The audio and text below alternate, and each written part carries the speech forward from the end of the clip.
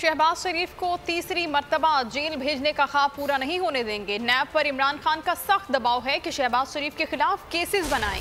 लीगी तर्जुमान अता तारड़ कहते हैं कि अब शहबाज शरीफ को गिरफ्तार नहीं होने देंगे। अगर गिरफ्तारी की कोशिश की गई तो अदालतों और सियासी मैदान में डट कर मुकाबला करेंगे। अता तारड़ ने कहा कि शहबाज शरीफ के खिलाफ केसेस नैब न्याजी गठजोड़ के सिवा कुछ नहीं, उन पर एक धेले की करप्शन साबित नहीं हुई।